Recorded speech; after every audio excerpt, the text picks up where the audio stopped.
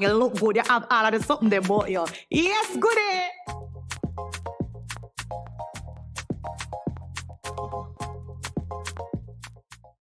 Hi guys, welcome back to another episode of the Goodgal Podcast. I'm Renee. I'm Jody. When have I do that before? Tell them when you when are the manners. Anyways, how are you, friend? How going with you? What's going in life? Those are nice. Don't the breeze nice? Oh my gosh, it feels good. She came back to Well, you know what I was thinking the other day? I was like, this is how Jamaica used to feel when I was growing up at night. Sorry. There's no way you don't remember Jamaica being this breezy. No, I don't. I lived on the flats. I don't know. Where did you live? Same place. Same place where you're there right now. No. Carico. Carico? Carico, no mess sleeping in pants. I know, maybe not sleeping pants, but in terms of like it was more breezy at night. I feel like. I don't know, but me I sleep in that pants. Ah boy. Anyways, jumping right into the goodie of the week. The goodie of the week. So, shout out to the tourists coming back to Jamaica in spite of the US ban because petty, you know. bad. So the US government updated its level 3 travel advisory last Tuesday, urging its citizens to reconsider travel to certain countries due to crime and unreliable medical services. So Jamaica is one of those countries, and for Jamaica specifically, it's saying due to crime and unreliable medical services. So the US Embassy in Jamaica warned that violent crimes such as home invasions, armed robberies, sexual assaults, and homicides are common. Sexual assaults occur frequently, including at all-inclusive resorts. It added that local police often do not respond effectively to serious crime incidents, and that hospitals and ambulances are not always reliable, with some private institutions requiring payment up front. The homicide rate reported by the government of Jamaica has for several years been among the highest in the Western Hemisphere, the State Department noted. What do you think about that?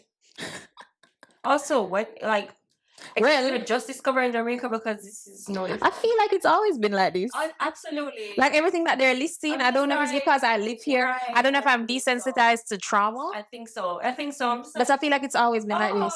It's not like that TV news. What do you mean? What do you mean? Yeah. Like, I don't know if that's a good thing or a bad thing that we're like this, but not. But then you know what's funny? I think I can say that I think tourists are safer in Jamaica than Jamaicans. Nobody do that tourist nothing. I don't recall that. If a tourist is done something, they involve themselves in something usually. We don't care for fun, you know.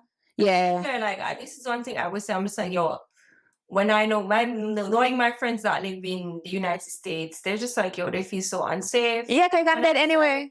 You can literally shopping in the mall and just somebody decides to say, yo.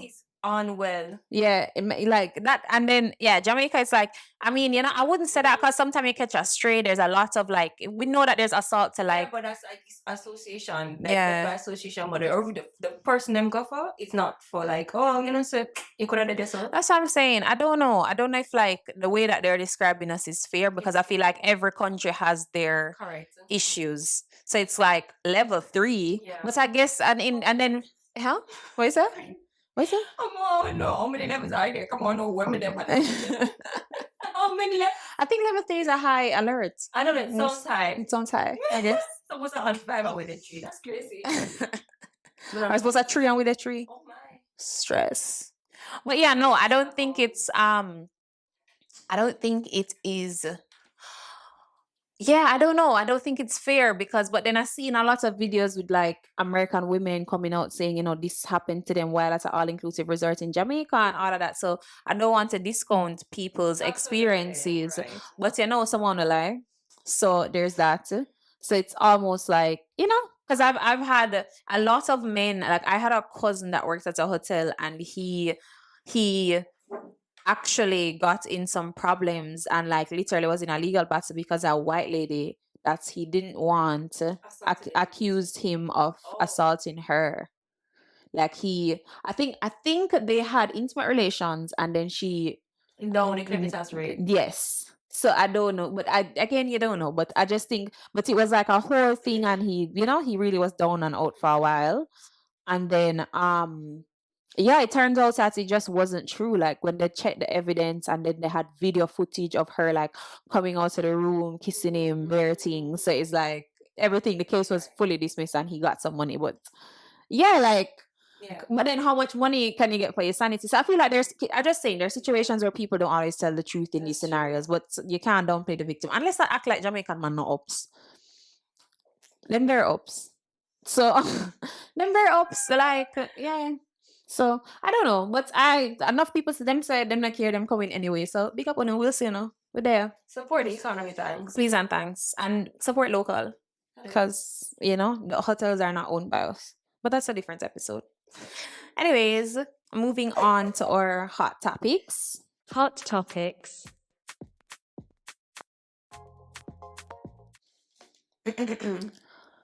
So,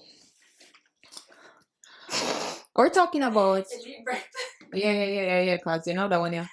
Touch the warm. You have to go there though. Yeah. We couldn't have a laugh and joke episode. No man, that one, yeah. It's a laugh and joke, doing quite funny. Laugh tradition one. Ha ha. Yeah. So understanding, broken homes. So I wanted us to really talk about. So I'm watching this. Let me tell you how this came about, right? I'm watching this series on Netflix named Champion. Pampute in it. You watch it? So good. I finished it. No man, what's a toxic family? I said, but this is so. It's so Jamaican, and that is why I was like, no, this needs to be talked about I agree. because it is so Jamaican. If you haven't watched Champion, it's a recommendation as a Jamaican, and the accents are really on point. They actually use Jamaican actors, like them sound good. Them actually sound like me. I listen to the father talk and me said this sounds like Brian. like it sounds like my daddy. So it's so funny because I'm like, all right, it is really highlighting like a lot of issues. And I say, a lot of us are from broken homes. And I think that, various factors contribute to that. So let's talk about, what is a broken home? I forgot to Google this. Hold on. So a broken home is a family in which the parents are divorced or separated. Right? So, and I don't think broken, and I'm not talking about broken homes in such a literal sense either, where it's just the separation of parents, but it's also like toxic parents and parental situations, right? Yeah. And I think these help to shape our sense of identity. Yes. Because I don't know about you. How did you feel? Because like I didn't grow up in a house where my parents were together or anything like that. But I don't think I realized its effects until I was older. Okay. Well, I will say that first of all, I'm adding to your point that it does affect your identity because most times these happen when you're at a young age, which is the most critical age, learning and adapting, and learning just how to go about life. It does have severe negative effects, some more than others. I saw them living together at one point and then I did not. So I don't know if that had caused more damage than knowing that they were never together. Yeah. I wonder. Food for thought. Yeah. But in my older days, going through therapy, I also realized the effects it had. Yeah. It's therapy that made me realize the effects it had on me as well. It was really, really, really profound how she could pick that up. And it's quite obvious in how I live my life now. It's just like, oh, Journal 3rd, that's it. That's exactly the reason why I am the way I am. So of course you have to break out of the habits and break generational curse, blah blah blah. But you never because. But to me, it's like fine. Like you can pray about a generational curse and pray about breaking that, but you need to know what it is. Yeah. You need to know the specific things that have actually affected your bloodline, and I feel like that's actually one of the first points I want to talk about because not just identifying, but like parents don't talk to us. Their traumas are swept under that rug. So no, when I tell you, do you even know? Like when I tell you, even like I feel like I know my mother and I know my father, but I don't know them as a unit What you do know them as is a parent. You don't know them as a person. I think I know my dad as a person, but and I think I'm learning my mom as a person. I think my mom took longer. That's a disconnect. We know them as Parents, yeah. I think I know my father as a person, but my mom, I'm learning, as I said, and it took longer. I think it took longer for her to kind of get, and then there's some points where she'll open up as a person and then she shuts back down because it's like parents. You know what I mean? Right. It's like this weird thing. How do I maneuver through Yeah. these things? And also, it's a very raw moment, feeling moment for them. And it's like, in those feeling moments, I also have to come to terms that, oh, geez, maybe that's why I am the way I am. Because the more you speak on it, the more it's kind of like generally speaking, it's more like a revelation. Yeah. Every time as to why these things affect you in your old big age. You know what I'm saying? Yeah, because even when you think about it, like even talking about, even us like opening up, talking about relationships, being so open, or because like I don't know the breakdown. I don't know where. Like if I ask my mother, what happened with you and daddy? Him did bad. If I ask daddy, your mother alright, man. Like no, my mother has calmness told me all the reasons. And they say every chance she gets, and I'm just like, okay. And then you see it's either the reverse. No, it's either the reverse. It's either them tell you too little, or them tell you too much. Right. I'm just like, your dirty father, like. All right. Sorry, bro. That's you. Choose not me. I'm just as a byproduct. I'm a byproduct of it, and then that's the thing. Them act like you're not a byproduct of their decisions. Right. Yeah, and I should be thankful. Me know as this byproduct of this decision that you made, I should be thankful and grateful to you for being here. And you almost behave like you don't want me here sometime. Almost.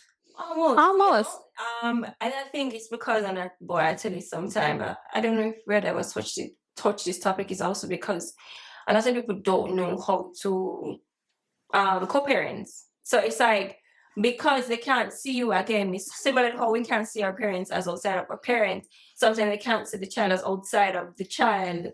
They are human, like a person. Yeah. I didn't really ask them here.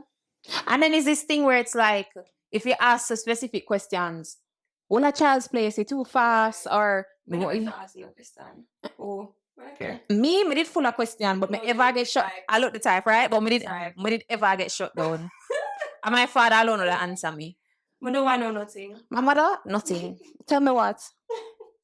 What's the matter? What? So then when I started growing up, because my father was so open with me, and then to me, it wasn't to a point. Oh, and then it's just opposites. It's opposites, right? It's like it's two opposites raising me, right? And then him open to a point, because let me tell you a story. And then let me tell you guys, I called my father before this episode, right? And I said, I'm talking about broken homes on my podcast. Oh my days. And things are gonna come up. So and let me tell you, I remember when I was talking to a friend of mine whose father is friends with my father, right? So they have very similar characteristics.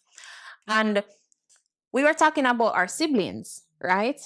I have all quote unquote half siblings. You know, when I really count that in Jamaica, but I have quote unquote all half siblings because they're all on my father's side. When my little brother was born, I met him when he was like 3 or 4. Actually, I know, I let my line. I think I met him when he was 2. My father just picked me up from school one day and said, "Oh, yo, this is your brother." What is auntie? And he was just like, "Yeah, man, this." And so I was like, and then I remember, I think I was in prep school, and I was like, Confused. I was confused, but I didn't know how to react. But now that I'm an adult, I'm really thinking about it. I think I froze in the moment. And then I remember that was funny thinking about it. In his effort to try and form a bond and relationship between me and this brother that he just popped on me, this younger brother that he really just popped on me out of nowhere, he then said to me,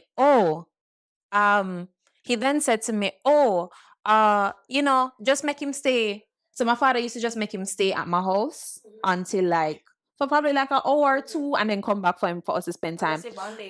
Me and this little boy, that is my little brother at the time, because we were so young. Because at the time I had a help at my house and thing, and we would just look at each other and I'd be like, "You want to watch TV?" Yeah. And he just turn on the TV and just watch the TV, and then I'd be there So I said, "So how was school?" "Good." You good? Like, it was so awkward. Oh, It's so awkward because I don't know this nigga. I really don't know this nigga. And Are yet, you who is this? Who's this man's? Right? I know, like, I love him because I'm older now and we're actually like, are able to bond. we built a bond, right? But I feel like even with that, even with the sibling stuff, right? You had to, when I tell you that we had to be so intentional about loving each other as siblings. Because my oldest brother who passed away last year, he was, I think, 42. I am 27. Lie, me, I'm 28. Wow, crazy. So he's like, he's 20 years my senior, right? So it's almost like, and then my older sister is like 10, 12 years my senior. My little brother is like 10 years my junior.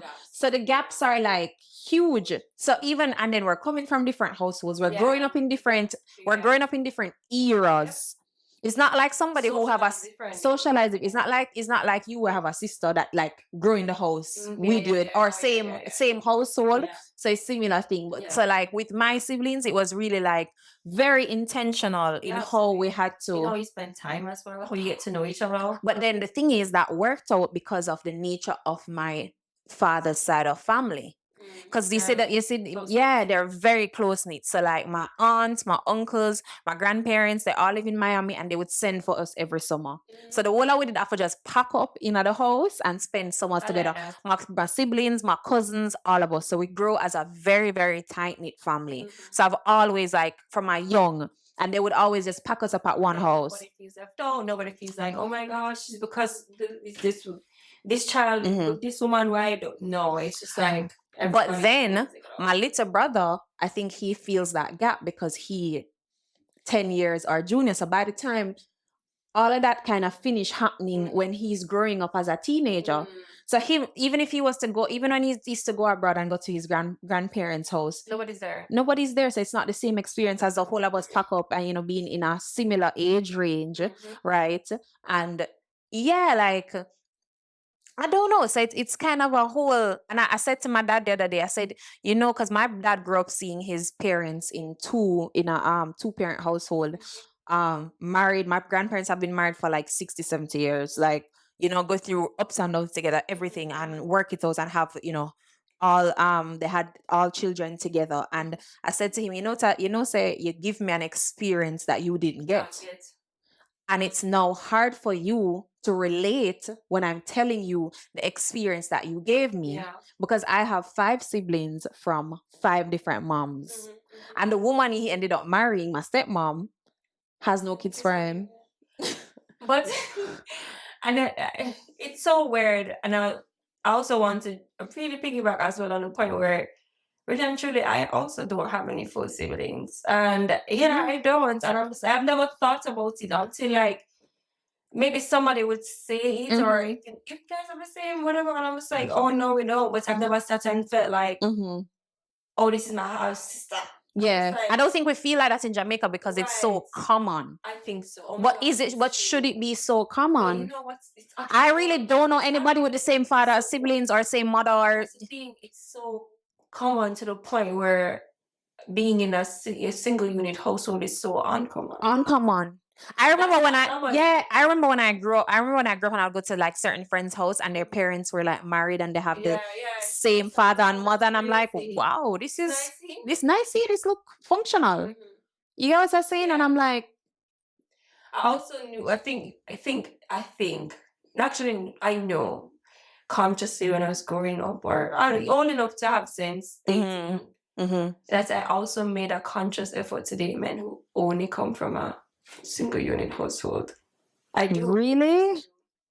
Wow. I don't know if it's buckles that it always happened that way. Yeah. I try to. Another time, never, but I try to. I try to because, not because they won't understand, but also because I feel like if you see that this is the right thing or whatever, it maybe will be an exemplary, maybe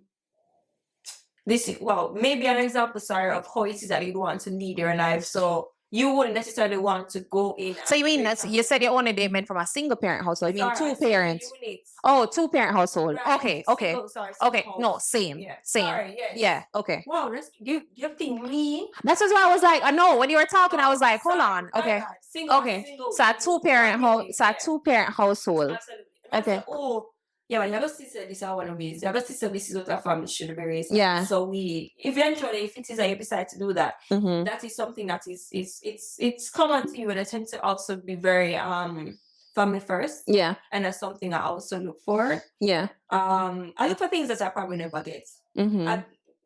Because I'm so big on family. Like she can tell you, I can't wait to have my family. Like I'm so big on that whole family aspect and really creating. Because I always say, okay, like if I didn't get the family I desired, I have to create it. Absolutely. So I feel like even now navigating my life, I'm very intentional about who, how, where, and what I spend my time with, because I had a really deep thought the other day when I was talking to my father, and I said, when I said to him, do you realize that you gave me an experience that you didn't get? So even me trying to explain it to him, he literally can't relate because he grew up with 2 loving parents, right? I'm trying to explain to him, sometimes, how hard it was to relate to my siblings, how, this, you know what I mean? Like that. And then sometimes I feel like as well, there's a lot of trauma. So if you have a mother who hasn't dealt with the trauma of that relationship being separated, then you feel the backlash of that, and it's either run into 2 things. It's either you kind of feel closer to your mother, like you latch to your mother and you take her side, or you feel closer to your father, so you feel in this weird place. And I don't think for a long time that I knew how to operate with that. So it's a difficult thing, and I've noticed that all of us are experiencing it and none of us are talking about it. No, we don't, because again, it's normal. It's normal. So the anomaly is seeing people come from a 2-parent household and seeing people also as well. I mean, some 2-parent households are not perfect. It may be the most unloving couple that you've ever seen in your entire life. But also, no, but let's not even. I'm not saying a toxic 2-parent household. I'm talking about a loving one. You get what I'm saying? I'm talking about an actual loving one. But I mean, because you can't be in a 2-parent household and still in a broken home. Absolutely. Yeah. I'm saying, but to raise a point to is that sometimes, I mean, the more older traditional, which it would be obviously based on the age of we are, 2-parent household, some of them are really just together based on the fact that they and yeah, with their asses, like. But food for thought, right? I feel like even I remember I've heard like older women, some of my mom's friends or women, and they'll say things like, they'll say a marriage. I remember one time my mom had this friend and she was talking about Barack and Michelle, right? And they were like, and she was literally saying, oh, she was like, of course, she was like, of course, Barack have side chicks. Like she's Jamaican, she's Jamaican. She live here, and she's like, yeah, man. She said Barack must have him side chick them, but him just keep it, and his classy women in talk to say him just keep it cool.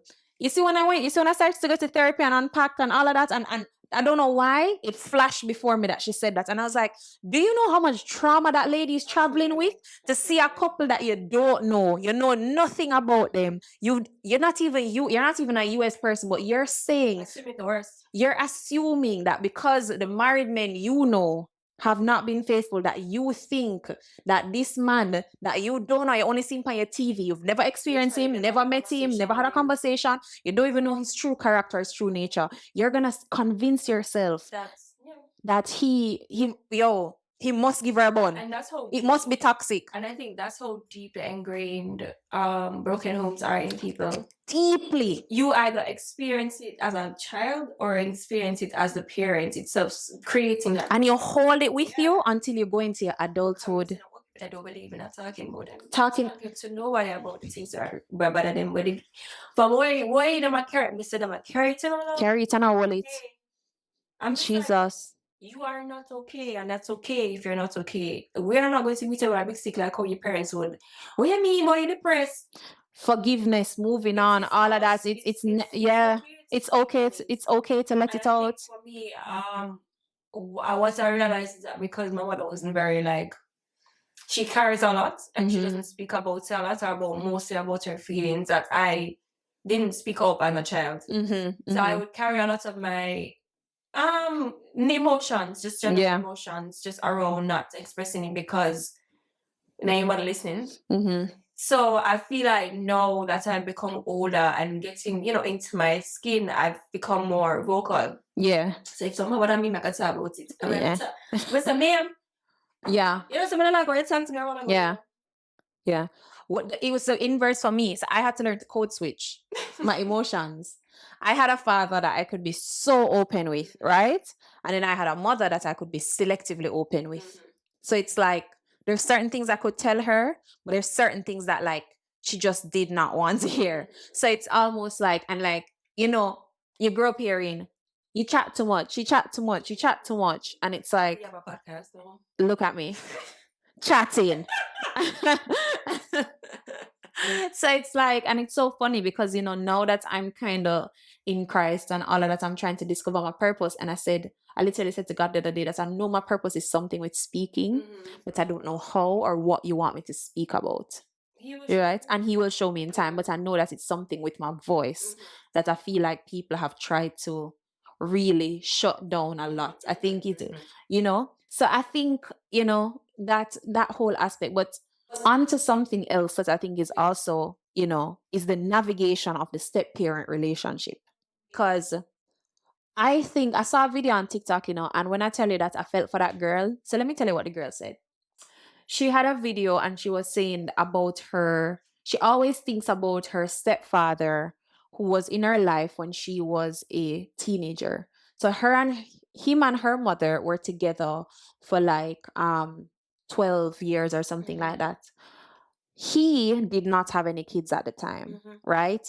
And she said, her mom, he lived in the house with her. He would always take her to school. He would make sure she's good. He treated her like a daughter. Right. He would buy her all her school stuff. He would just and he would take her to Disneyland. Like he really, and she said that she even developed a closer relationship to him than even her mom. Right. Right. And he was with her up until she left for college. When she left for college after her first year and he saw that she was doing well, he gave her a call and he said, hey, me and your mom are separating. And she said she knew that there were problems based on how her mom was. And she think that her mom holds on to a lot of trauma that she hasn't spoken about. She then said that he said to her, she asked him actually, why no? And he said, I was just waiting for you to go to college and be good, right? This man doesn't have any kids of his own, anything. He then moves on, right? Separated, moves on. And he has kids of his own. And she says that the communication it started becoming less frequent. Okay. And she's now, I think, in her 40s, and she hasn't spoken to him in years, right? But she says she always thinks about how he helped her, emotionally, financially, as a father, and that she always thinks that like there's a gap. She always misses that father aspect, because she said that's for those 12 years was the only time that she felt that close, that father figure. And I was thinking about it, and I was like, it's so sad to know that the choices that you make as a parent affect your child in such a way, because now the people you date, if your child really gets close to them, and then they're just gone. Like he was just gone. And I think that's why, I can't speak out of children. I guess as a single mother or a single father, they're very selective with how they allow people to enter their life. Because they're single fathers together, let's normalize that. Yep. But because of that bond, you don't want to have that bond, and then you lose that bond, and it's child is just like, and you found another bond, it's another bond, no. Yeah. You have to be careful because these things impact people. And for me personally, I do have a stepmother. Have I had a relationship with her? No. Don't remember her name, to be honest. No shade, no tea. But it's just that how much I just had a relationship with her. I think she was very forceful in the beginning stages. It felt a little forced. Can we talk about that? What? The forcedness of it. Like, Because I feel like whenever, like, love my mommy, but whenever she used to get her boy, whenever she used to date or she gets a boyfriend, right? And like she felt like this is like serious. I feel like my mom would always try to force her boyfriends on me. And honestly, my mom dated when I was a little bit older. I think she waited the course and she started dating when I was a little bit older, like in high school, and could understand what was going on. But I feel like every time she would just try to like me and like, let's hang out or no. Well, my mother knows me differently. Yeah. And I'm not that type of girl. Like, let's not do family nothing about it. Yeah. I don't know. So and I would always be there like, and then me not hold my mouth. So me that look on you like, why you doing? I remember one time, it was my birthday. I'll tell you a story. I remember one time it's my birthday. What I did all this idiot man, right? Just idiot boy.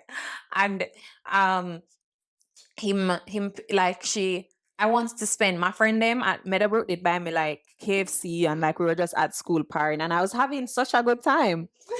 I called daddy and said, Daddy, don't pick me up till like 5:36.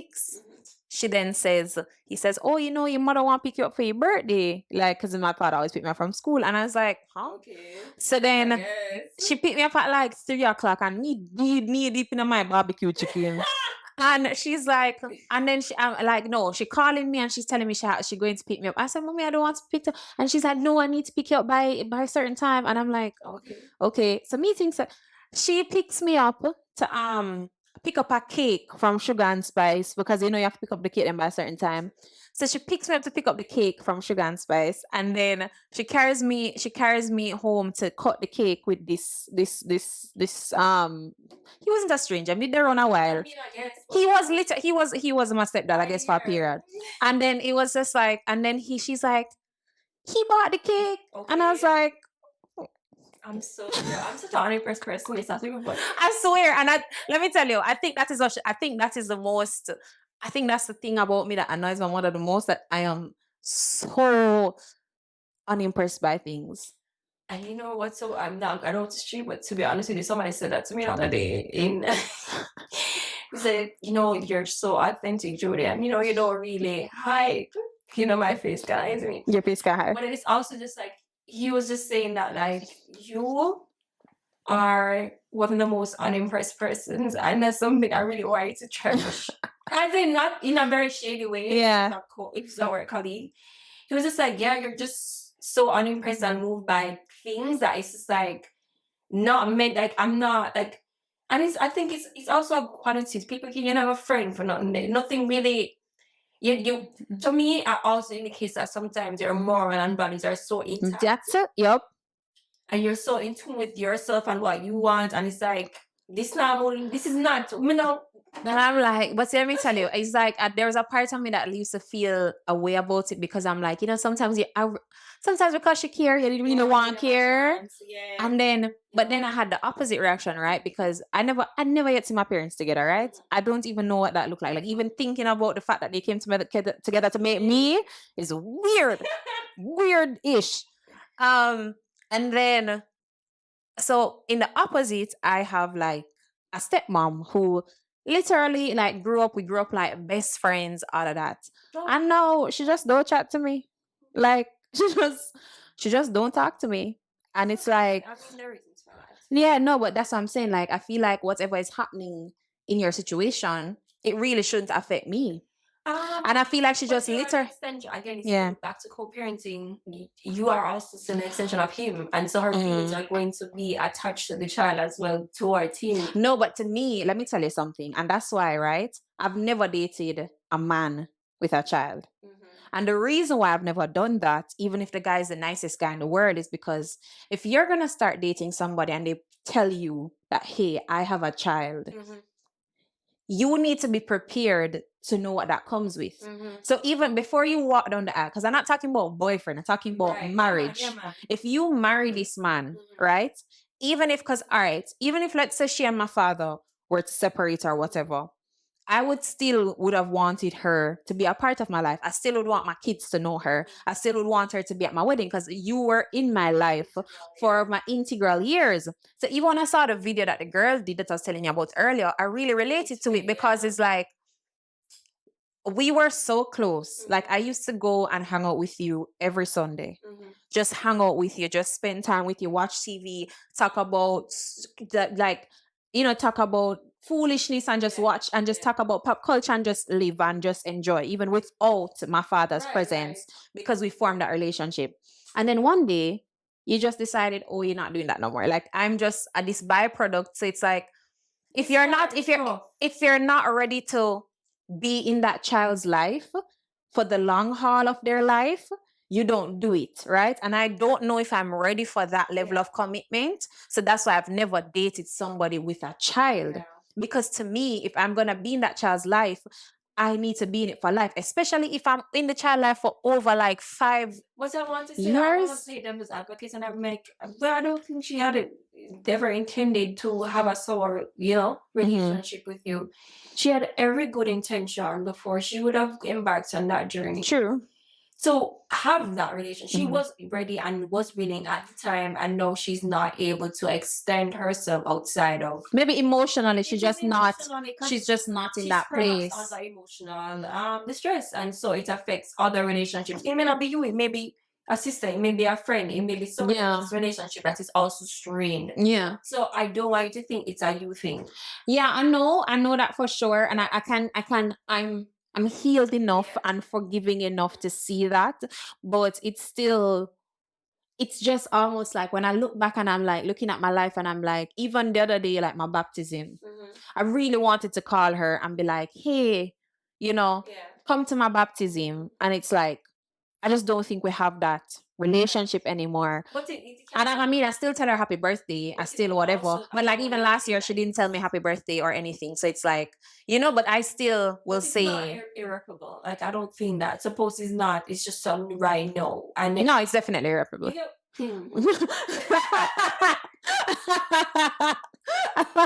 Jody Sam. No. Yeah, man. Oh my God. Dead and go. All right, cool. Yeah, man, that dead. But never say never, and like it's not that I have up anything, but it's just like I'm gonna see it, dog. You see me? Yeah. You never know. But I don't think they realize how like emotionally these things affect children. Also, guys, come back to rise. Hi, come back to back to the look at the camera. Yeah. Come back to be just be mindful, guys, of who you choose to procreate with. Thank you. And connect to. Here's the thing. I also realize that people are so quick, and I don't know if I'm speaking from a point of like, not having children. But really and truly nowadays, like, first of all, in this economy, what are you talking about? Second of all, you guys are having children with people that you barely know. And Jesus. It's a little alarming.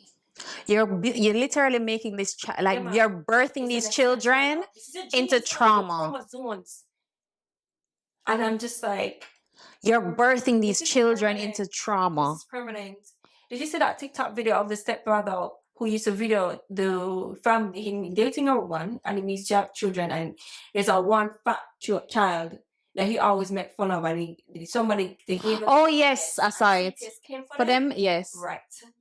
And these are the things, because again, you talk about step parents and getting involved in people's lives, and it's just like, CPS took her children because she chose to date a man that was not good for the environment. And let's talk about it, right? Because no, let's talk about. I like that you brought that up. Over them children. Yeah, no, let's talk about that. I'll put them woman over them children. Let's talk about that, because you see, sometimes we as women, we're our own worst enemy. Because may I tell you this, Jody? You see, if me ever get over that leap of saying, okay, I'm ready to commit to us, I can be a stepmother, right? And really be in that child's life. Because I used to think that I could be a stepmother, until I started experiencing what I experience now, and it's making me question if I can. Yeah. So, but let me tell you something. You see, any day that I there with a man and him have a kid, and tell me say, yeah, pick up the penny from school. Say, August come, me not hear you say you buy no book. Me not hear no school shoes, and this are the father. Oh, right. Yeah. Me not hear none of them something there. Why you about it? Leaving money? No, me I left him. And that's what we need to do as women, because and then you carry me on dinner dates. Yeah, do this. Yeah, carry me go country. Yeah, I'm dating. Yeah, I'm dating this guy with the child. But he's not very active. And he's not active. Me not hear you say, babe, we can't see you this weekend. Come and have my son. Yeah, red flag. You're just so available to me, and you have a child, and I never yet see you. When I send a picture as a status, nothing. All right, fine. Like post. You don't tell me say, yeah, man, I'm going for junior. Not a junior. No, yeah, me not And then I think as women we need to look at those things. Come tell you, I've told you guys already on this podcast. There's so many relationships that men have with women or children or whatever that is a very good. It's an indication of them as a person, as a human being. See the mother relationship too. Mother relationship as well. It's very negative. Can we talk about that? I think we did already. No. What I want to add to that point, because even with the whole basis of my thinking coming from the Champion series, on Netflix, the dynamic that mothers baby their sons so much. Like when I tell you that, like watching it literally hurt my heart. It really hurt my heart. I saw every element of somebody you knew in a situation close to this or in this situation, or it was just and the same thing. And then when she came back home spoiler alert, when she came back home to Jamaica, right? And she started to cuss her husband auntie for the same behavior that she does to her daughter. And I'm just like, do we not realize that we're passing down traumas? Somebody have to step out. Somebody have to break the curse. Somebody have to be the barrier breaker in the bloodline. And that's why I said to myself, when I was even thinking about going to God and all of that, I said, God, I have to be the one that makes a difference for my family. Them have to see that a nuclear family come from me. Them have to see godliness in my marriage. Them have to see a faithful marriage. Them have to see something and somebody who put everything aside, chose God and saw the benefits. And I know God is going to show it in my life in a way that my family will see, be honored, and the next generation after me will make different choices. Because it's too much that we're passing down to our children unintentionally. Sometimes it's so much more bad than good. Sorry to say that we're passing. And we expect them to honor us, to respect us just because we provide basic needs like them did ask for there.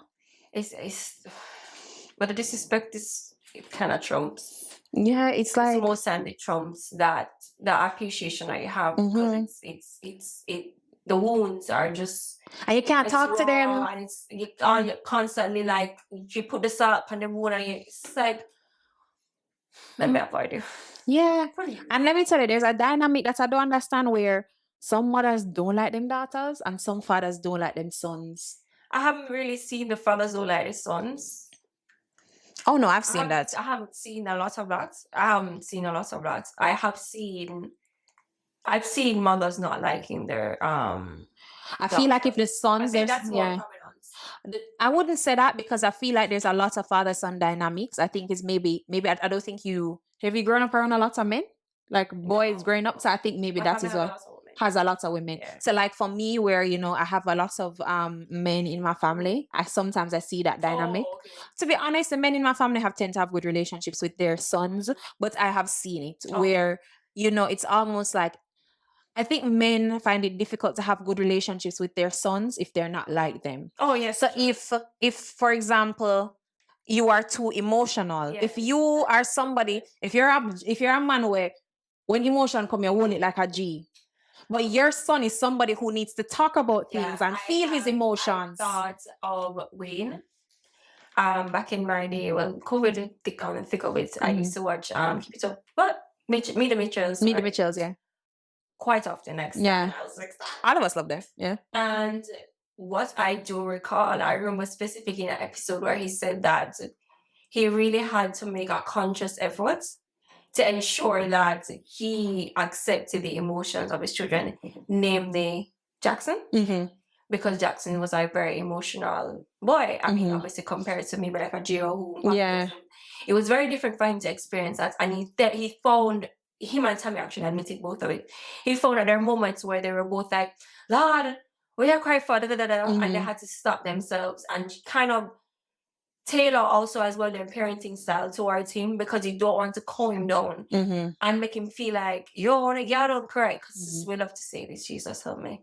And that's just why them all about emotions, and the emotions that they can't express them. Yeah. Mhm. Yep. So I chose something. Moving our country for beat It's you. true. It's true something. It's true something. I'm saying that like it was so profound to me because he was openly speaking about how he had to Yeah. consciously make the decision not to go into that route of being a typical Yeah. quintessential Jamaican man. Yep. Where they're literally calling on them son who expresses themselves. Yeah. We have a responsibility, and I think the responsibility is as a mother, you should, and as a mother, if you have a daughter, you should live a life that she can be inspired by. And she should see you as a respectable person who is compassionate, who is, and I think as a father, you should live your life as a man that you'd want your son to be like. Yeah. And that your daughter would want as her husband. Yeah. Some of these fathers are very disconnected. Yeah, they're very disconnected. Some of the mothers are very disconnected. And then Jamaican people have this saying about picnic for bond, them can't hungry. What you? I've never heard that. Or like them say like if picnic Oh, if you picnic yeah, bond, them yeah, not yeah, them not got them not hungry. Right. But it's like They can't be there's so I feel like we need to start they having can't be hungry for love, love. emotional Okay, connection. alright. Like, and I feel like if we need to start having these conversations about emotionally preparing to be a parent. It's not just having the funds to buy the diapers, to do all of that. Because I'm It's the telling emotional you. preparation to say, cause listen, what if your child comes out the complete opposite? Because me, my chatty bad. I'm a love like I want to have deep conversations. I hope I have a daughter who's just as talkative. But suppose my daughter is more repressed and quiet and just like very calm and chill. And me know her expressive ass mother, I have to know how to navigate that child and her emotions. You do. I think about those because, as I said, it's always something that I've desired to have a family, and I think about those aspects. How do I even want my daughter to see me and her father's relationship? When she speaks about it, what do I want her to say? Just like I think when I tell you, I think about those things in such depth. I'm saying because it's a very good thought, and I've thought about it as well, and I'm just like, yeah, man, oof. And even the life I'm living now, I said to myself, and I said, God, am I living a life now that if I tell my child, enough of them as parents, like they can't tell us what happened before they were parents because they're not proud of it. Am I living a life that I can freely and openly say to my child that, hey, I did this, this, and this. I think I am. I don't think there's any aspect of my life that I will have to hide from my child. Because I think I have lived a life that one thing, like anybody who know me, morals, respect always has been my thing. So, but a lot of times, in this thing called life, out of pleasure, out of flesh, out of just wanting the things what we want, we seek or we do things that we literally can't bring to light. I mean, because it's like, why? Because even like when you try to understand who your parents were when they're younger, trying to get a feel of who they were, some of them don't tell you that. Some of them just keep it to themselves. That's true. Yeah. It's a very, be an example. Be an example. Be an example. Lead a life of being an example. To others, not just the future children, just to others, because you're inspiring people every day that you don't know, people who probably look up to you don't know. Yeah. So it's just so that was a good conversation on broken homes. Don't break them. Keep them together. God. I be putting on the pieces. Moving on to our listener letter. Listener letters. Okay. So somebody asked for helpful tips on navigating the ups and downs of your 20s. Don't. A joke. You can't. What you want the people to do? Yeah, what you mean by don't? 20s? Yeah, your 20s. Wow, back in my days. Well, girl. Navigating your 20s. I feel sometimes I forget. I'm not gonna lie to you. Sometimes I forget my early days, My early days, I enjoyed life, not too much, just enough. I think that I always kind of knew what I wanted. So Yeah. everything, Every that I did, decision. every job that I ever had was really towards an ultimate goal, guys. Because girl to be successful. Yeah. But I think right, get to know yourself is one. I think that's very important to get to know yourself, get to understand what you want. And you may not really know this in the early part, like 2021, because what you just want to probably finish in UAE Mm-hmm. or in UAE. Or right, probably. I mean, I changed majors. I thought I wanted to be an orthodontist. I'm not. So you know, it's okay. But I mean, figuring it out early helped me a little bit because I wasn't just kind of like ending up with a degree at OU. Thank God Jesus. But I think getting to know yourself also, learning how to manage money early is important. Mm-hmm. I think this is very important. I don't think I was a spenny. But I wish I had some of the money back that I spent. Especially, I remember specifically, I worked a summer job at a bank. You know, say bank, pay go for something. I was like, anyways, I bought a Blackberry boat, right? I mean, it was a good investment, so you know, it's fun. But man, so they said I cannot account for anything else because every week we're there at the club. Every week after the club, we're there at Burger King. Those the rest of the money, man. Those seats. But I got the phone and I was like, oh, okay, great. But yes, learning how to manage money properly, I think is also important. Number 3, Mm-hmm. it's okay if you don't find love in your 20s. Yeah. I think that's also important to note. I think we all used to do that thing. You remember that thing? Yeah, man. Right. You know, obviously everybody thought I would have been married with coming to 2 kids in a house and a car by the time you're Facts. 20 whatever. 25? 25, right. Yep. In Jamaica, because we don't do that. I think in overseas though, they are the second marriage by 25. Yeah. But I think that it's okay for us to date. Mm-hmm. You know, it's okay for us to date, guys. It's okay for us to date. It's okay for us to date. Please, let's normalize that. And figure out what it is that you want in a partner. Yeah. In your 20s. So like in your 30s now, supposedly, which if you don't, it's fine. You'll be steps closer to What you want. career, love, proper finances and all of that. So it's a setup to make your 30s a little bit more streamlined, and the 40s, you know them say the glory years, and they're just most of them nice. Well, for me, I think similar thoughts to you. I think in navigating your 20s, I think it's very important that people always said to you that 20s are the best year of your life, all of that. No, I don't agree. I think your 30s is the best year of your life. Your 30s going into your 40s because you actually know who you are. I would say, outside of what Jody said, I would say invest in your health and fitness. Start to eat healthy, start to learn, do healthy practices, start to take your vitamins, start to prioritize your health.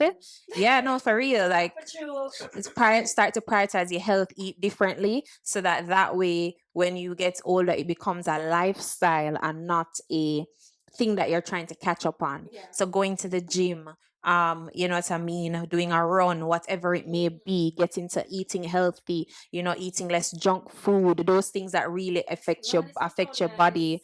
You know what I mean? Like No, I'm not running. it's true. The lady I was one navigating our 20s. Miss me make a talk about that is realistic. You want to them something in them 20s? What you mean? That's what you're doing. It's okay. All right, guys. What? Follow Renee. So because you no work out, nobody else no work out. I know that. No, I know that. It's just like I think I agree. It's good advice. Right, people course correct in their 30s, so it's just like I guess it's good to have a proper head start. And you're doing that in your 20s. Yeah, so I feel like all of my friends, like a lot of my friends are doing that now. Like my friend Marissa has really invested in her health and fitness, and like to me, she reaping the rewards of it. Like to me, she look even younger than she did a couple years ago. Like she just looks youthful, and I think that my friend Gabby, all of us, Brittany, starting to do it. So I feel like eating healthy, huh? What is that? No, but in terms of seriously investing in your health and fitness, I would say also figure out where you stand spiritually, because this world has a way of twisting you and turning you when you don't know who you are, when you're not grounded in anything faith-based, when you're not grounded in a higher purpose, a calling, you will be twisted and turned and put into some situations that you really never need to be in. If you're operating from a moral compass, you will know how to move and operate. You will know what to say no to and what to say yes to. And in the process of figuring things out, do not give yourself grace. Try new things. Be open to trying new things, even just once. And if you don't like it, you don't like it. Be open to be very open to trying new things. Not scamming, just to be clear. She didn't mean like illicit things. Clearly not. No. But no, seriously, be open to trying new things, because sometimes I wish if I could go back. There's so much opportunities I would have gotten to travel, and I don't like flying. People don't know that about me, but I don't like flying. Like, I have a serious fear of flying, and because I have a fear of flying, I've missed so many family vacations, different things, and you know what I mean. Like, I feel like just be open to trying new things. And as Jody said, the finances, all of that is very important. Just, I would say, start a very high yield, either high, well, I don't even think savings account makes sense, so a high yielding savings account, but or some form of investing. Yeah, just learn about stocks, start to invest, start to just make your money work for you, or utilize some form of fixed investment where I would say learn about that, getting to know you. Because you can't save your way to wealth. You have to invest your way to wealth. Saving your way to wealth is literally impossible. Business as well. Yeah, it could be through a business or something. I think I have another one about. I think this would help me. I think if I knew this, telling my younger self, finding out my passion early. That's easier said than done. Because That's easier said than done, because, and that's why I said trying new things will allow you to figure out where and what you want to do, because you'll try something and you're like, I actually like this. I remember the first time somebody asked me to host something, and I was like, I'm gonna take pictures. That time I was just like taking pictures. I was like, girl, I just picture my type. I don't know. And I remembered she was like, you have the voice for it. No, you should do it. And I did it, and it was just seamless, and I really liked it, and I was good at improv, and I was great at having conversations with people, and I was like, okay, there's something there. And I just kept on seeking opportunities like that, and it worked out. I mean, yeah, guys, don't be like me. Please Don't limit yourself. Please, we'll figure out your passion. Jeez, Don't limit yourself. Well, that was an episode of the Goodgal Podcast. I hope you had fun listening, and we will see you next week. Bye. No worries.